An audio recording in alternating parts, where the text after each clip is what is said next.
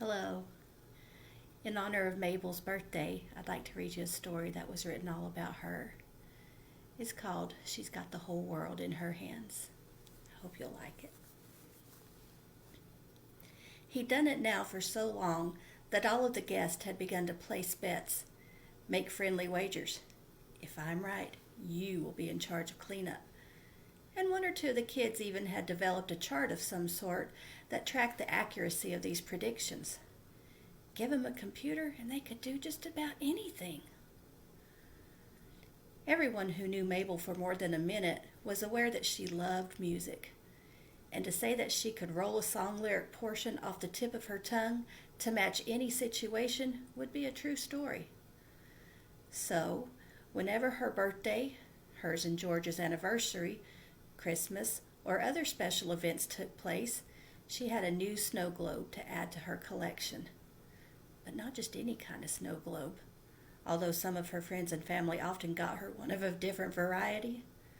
Nope. Mistress of the music world Mabel received from her darling George a snow globe that had a particular city or state or place that they'd visited in. The News Record and Sentinel had even done a feature story on her once. Mabel Harrison was the only one they'd ever heard of in the county of Madison, much less the state of North Carolina, that had such an array of music boxes. Included in her bevy were ones from Colorado, specifically Denver and the Rocky Mountains, from the songs Please Come to Boston, Rocky Mountain High, and the song Remembers When, that had, of course, the snowfalls and mountains in them. One with a tiny airplane in mid-takeoff that played the song L.A. International Airport, a song that Big Jake used to sing to Lulu Mom on Saturday mornings while they were out in the field hoeing tobacco. A globe with the Golden Gate Bridge in it that had Come Monday play in it when it was wound up. In total, at the time of the article back in 1999, Mabel had a collection of 23 different globes. She was quoted as saying, "If I can't get there in reality, I go there in my mind." When asked what her dream globe would contain, Mabel sighed wistfully. "Oh, I've always been blessed to go to so many places, and truthfully, wherever George is home to me. But," she continued with a happy hope, "if I could go to Paris." "Paris? France?" the reporter asked. Mabel had blushed. She noted that she had seen a music video for one of her favorite married country duos, Tim and Faith, that had been filmed in Paris. Those black and white scenes just seemed to add a certain aurora, as my sister Valerie would say, to the song that seemed to highlight the love they have for each other. Truthfully, I would be scared to death to fly over the ocean. But that song almost makes me want to risk it. The article concluded with a statement about Mabel having the whole world, or at least a good portion of it, in her hands. Several pictures were taken with Mabel standing next to her globes. The reporter even stated that perhaps she and George should write a book about all of their adventures. Mabel had laughed and agreed that it would be quite the tale. As the preparations for Mabel's 43rd birthday continued, Amber and Sean could be heard having a deep discussion. Well, as deep as 7-year-olds can have. "I don't like that song." Amber was near tears. But you have to. It's by one of those old guys that Mandy's dad named her after." "Oh yeah, but that song was nice. This one is just mean." Jade came over to see what had gotten her daughter riled up. "What's wrong with this song, honey?" Amber rushed to her mommy's arms. She sniffed and cried out, "I just don't like it, okay? It talks about how he shivered and quivered every time his niece walks in. I don't want to make Aunt Mabel and Uncle George quiver. I love Uncle George and Aunt Mabel, Mommy." Jade burst out in laughter, and Amber was righteously indignant. "What's so funny, Mommy? Do you like it when your niece makes you quiver? I don't want to make Uncle George quiver. I'm going to go tell them to turn that song off. She ran over to where Valerie and Melissa were setting up, and Jade kept chuckling. Jim came over and asked what was so funny. After she explained that Amber had misheard the lyrics and thought Barry Manilow had sung "Made My Niece Start to Quiver" instead of "Make My Knees Start to Quiver," Jim was nearly rolling in the floor. Clutching his hands to his stomach, he declared he had to share that with Mark and went over to his brother, and soon he too was cackling with laughter. The guests continued arriving. Since Mabel's birthday was in December, it was already a festive month. The family had told her they'd just all go out to eat at the Wagon Wheel and reserve the back room there since they were getting so large and celebrate her birthday next week. Instead, they had planned this surprise party at the church, just days after Thanksgiving, telling Mabel that they needed her to help decorate the fellowship hall for Christmas. As far as they knew, she was clueless about the birthday plans and had worked feverishly to keep this one, pardon the pun, under wraps. As the fellas had the guests do a guessing game about the snow globes, the final preparations were in place. Valerie had made a CD with all of the songs on the globe featured on it, as well as a few extras, in case George needed some hints. After all, that's what all the best sisters in love do, right? From Meet Me in Montana to Take It Easy to Amarillo by Morning, and then to the Midnight Train to Georgia, although in truth she played that one for Miss Daisy in hopes of scoring some of those peanut butter cookies she always made for George. Val had outdone herself.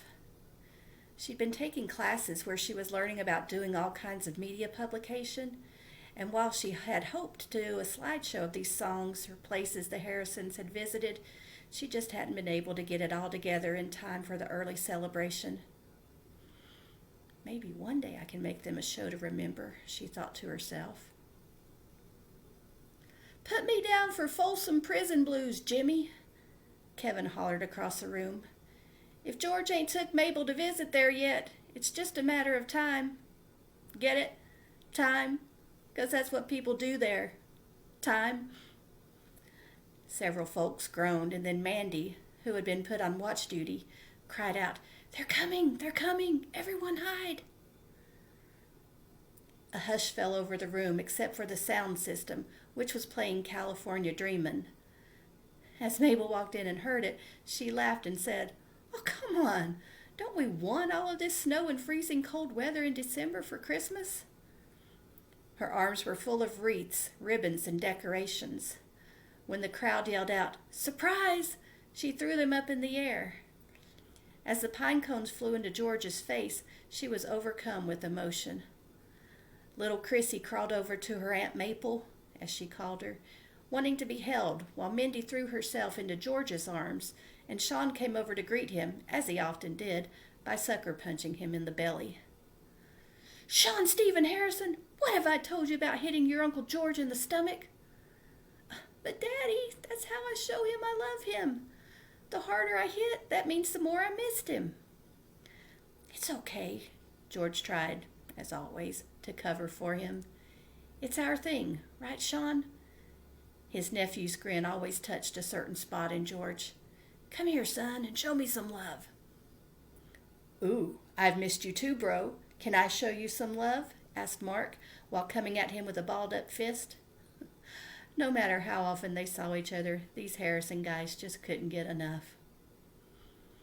About that time, Valerie hummed the crowd. "Excuse me, but in case anyone is confused, we are here to celebrate my older sister's birthday." She emphasized the word older just enough to get in a slight jab of her own. Mabel had made a big deal over Valerie turning 40 this year, so paybacks were in order. It's what the best sisters do. "Happy birthday!" was called out by several.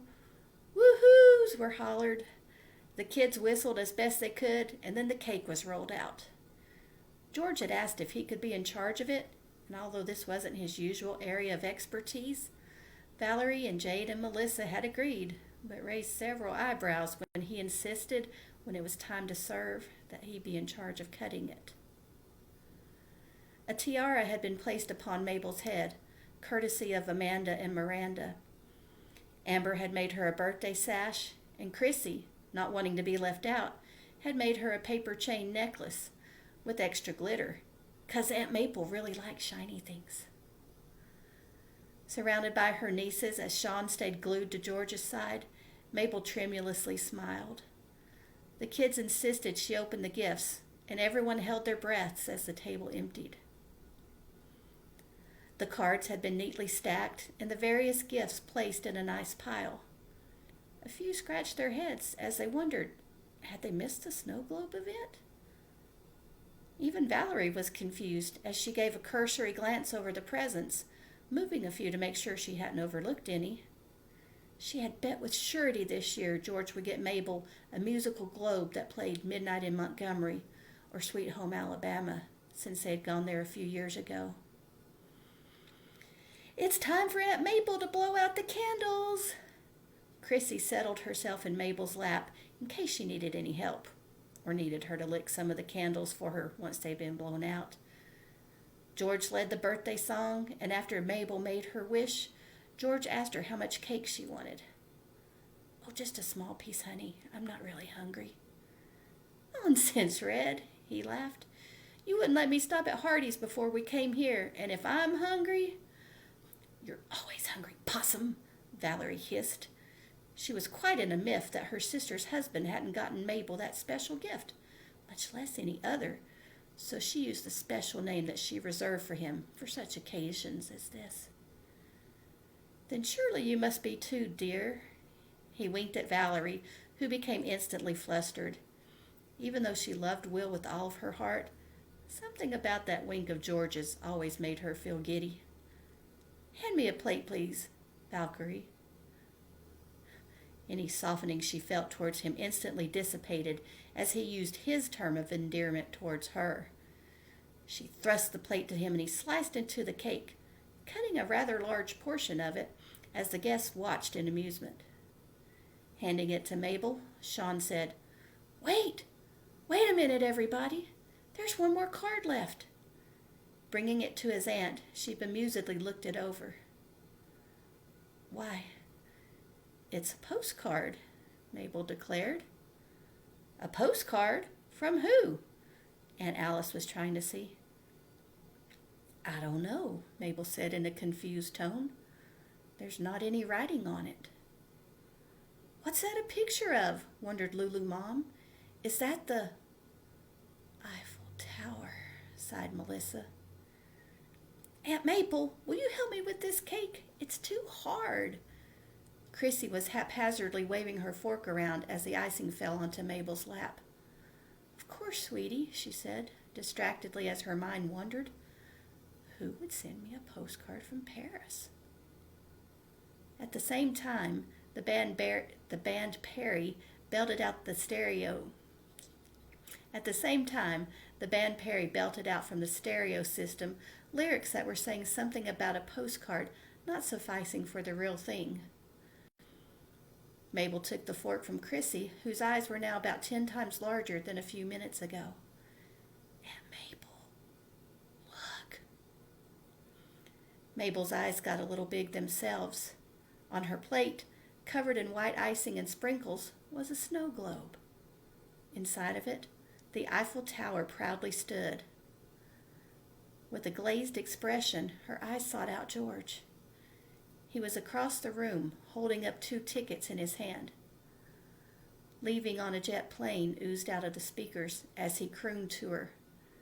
With his trademark wink, George mouthed, "All our bags are packed.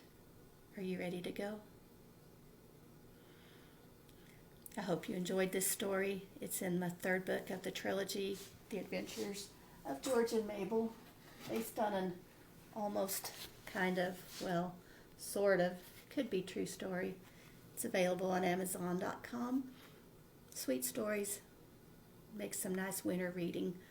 Thanks for watching.